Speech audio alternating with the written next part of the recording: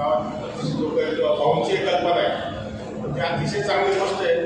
त्याचबरोबर दुसरी एक पण अडचण आहे, जसं अण्णांनी सांगितलं किंवा काकांनी जे बोलले आपल्याला, तर ते पुण्यावरचे मंडळ आहे, जसे बजरंगपुरा, गणेशवाडी, श्रीरामपेठ, माळी गल्ली. आपण या मंडळाला थोडी विनंती करू का तुम्ही जागेवरच रस्त्यावर तिथं नाचा.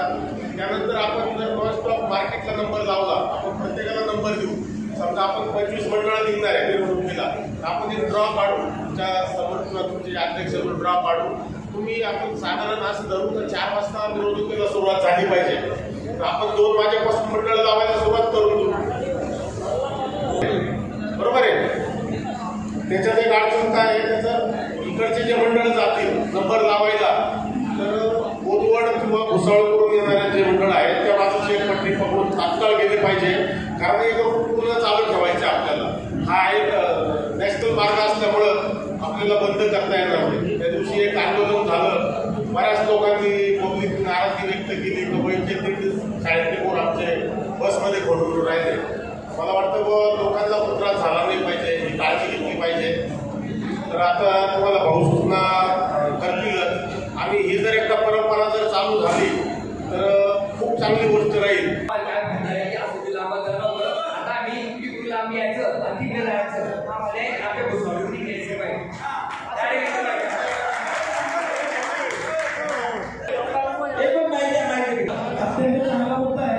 पण पुण्यावरून येणारे मंडळ आणि इकडून जळगाववरून तिकडे जाणारे मंडळ, एक मंडळ तिकडून सोडायचं, एक मंडळ इकडून सोडायचं. नाही तर एक वेळा पुण्यावरती 11 मंडळ लाईनमध्ये लागले की नंतर कोणतंही मंडळ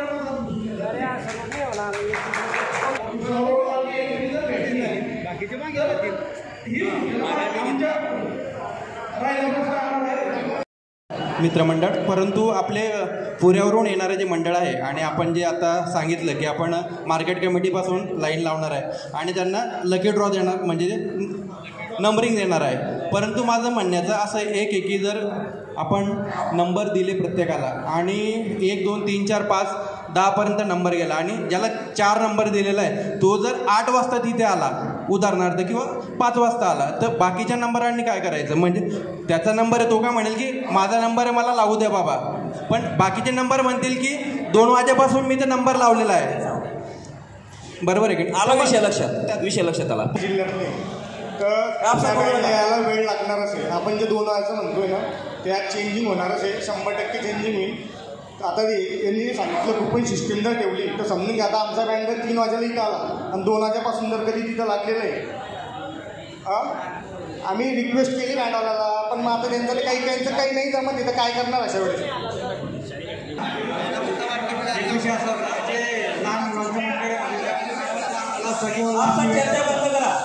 तसंच महिला मंडळ असेल तर त्यांना आधीचे नंबर दिले तर बरं होईल, म्हणजे ते 1 2 3 नंबरचे ते 4 5 नंबर क्लिअर केले त्यांच्यासाठी तो एक विषय आहे. आणि दुसरा विषय असा होता की जेव्हा आपण मिरवणुकीच्या हिच्यामध्ये हे करणार आहे त्या प्रशासनामार्फत काहीतरी व्हिडिओ झाली पाहिजे, जेणेकरून ज्या मंडळात काही अडचण नाही, जे कोणी धिंगाणा घालतील त्यांच्या आणि कारवाई पण त्याच पद्धतीने झाली पाहिजे.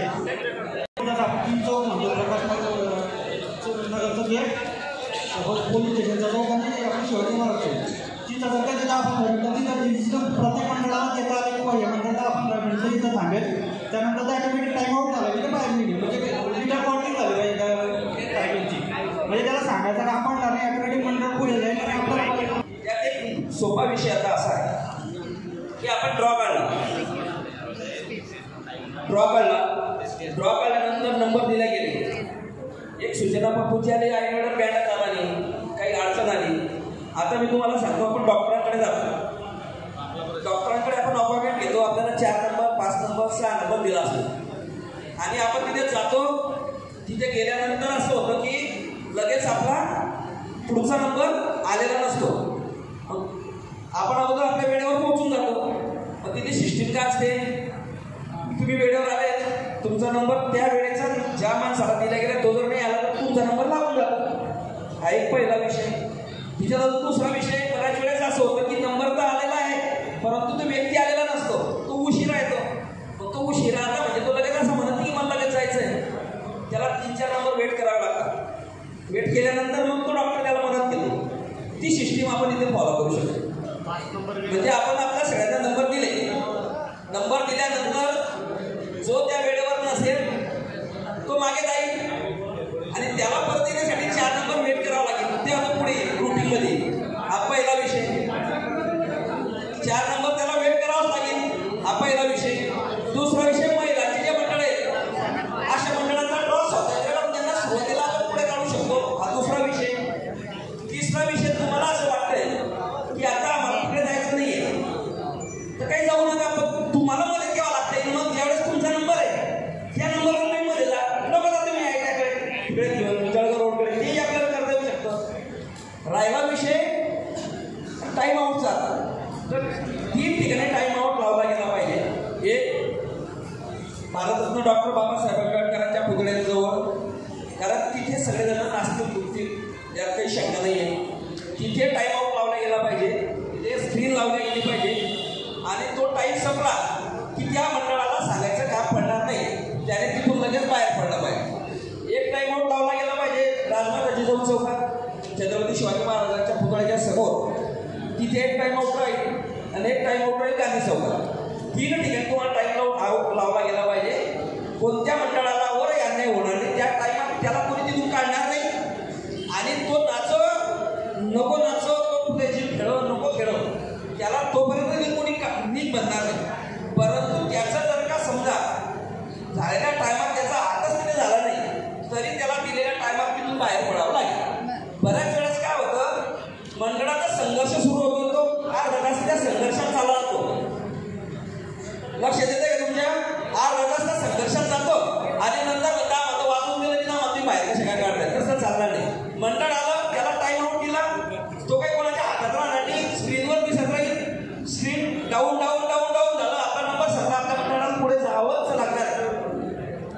नाहीतर मग काय होईल, कोणाला 5 मिनिटं जास्त, कोणाला 5 मिनिटं कमी. आपण जर सगळ्यांना सारखा न्याय दिला तर मला वाटतं असा संघर्ष होणार नाही. समजा परदेशपुऱ्याचा नंबर 1 असला, त्याच्यापुढे 4 मंडळ एका गल्लीत आहे, मग त्याला आपण पुढे कसं काय देणार, तो विचार आपल्याला करावा लागेल. नाही तर त्याचा नंबर 1 निघून त्याच्यावर नेहमी यायला पाहिजे. त्याला पुढे नेण्याची जबाबदारी त्या मंडळाने तर दिलीच पाहिजे जागा, पण ते मंडळावाले जर ऐकत नसते तर त्यांना त्याच्यावरती कारवाई तुम्ही केली पाहिजे. मग त्याच्यासाठी कोणी राजकीय हस्तक्षेप करू नये ही माझी विनंती आहे. मोठा प्रॉब्लेम काय आहे, अर्धा प्रॉब्लेम आपल्या राजकीय हस्तक्षेपामुळे होतो. मी जाहीर बोलतोय, आपण सांगतो आमचं मंडळ आहे जाऊ द्या, मग एकाला अडचण एकाला पैसे तर तुम्ही करू नका. सगळ्यांना सारखा न्याय द्यायचा असेल, ड्रॉ टाका. ड्रॉ टाकल्यानंतर ज्याचा पहिला क्रमांक आहे त्याचा पुढचा मंडळ जर त्याला जाऊ देत नसेल तर त्याच्यावर प्रशासनाने कारवाई केली पाहिजे, त्याला मंडळ तिथे गेलं पाहिजे. आता सपोज आता मला असं वाटतं की आमच्या मंडळाचा नंबर 5 आहे, परंतु आम्हाला जळगाव रोडला जायला लांब होतोय, आम्ही साईडला वाटतो का नंबर यायचो. आमच्या नंबर ज्या नंबरवर त्याच नंबरवर आम्ही त्या चौकात येऊन पुतळ्याजवळ बाबासाहेबांच्या पुतळ्याजवळ त्या वेळेस येऊ, त्याच्या पहिले आम्ही टाकणार नाही. पॅक होणार ना, पण साईडला थांबतील ना, रस्ते जाऊ पाहिजे साहेब. आता 2 गोष्टी आहे ऐका ना, त्याच्यासाठी आपल्याला आपलं स्मशानभूमीजवळचं पटांगणाचा बऱ्यापैकी भाग आहे, स्टेशनजवळचा बऱ्यापैकी भाग आहे, रस्ते ब्लॉक होणार नाही. ज्याला तिथे जायचं नसेल तो साईडला मंडळ थांबवेल ना, वेट करेल, रस्त्यावर थांबणार नाही. काय काळजी, रस्त्यावर थांबणार नाही हेही आपल्याला करावं लागेल. सगळंच सगळ्यांच्या मनाने होणार नाही, थोडंफार आपल्याला आपण मन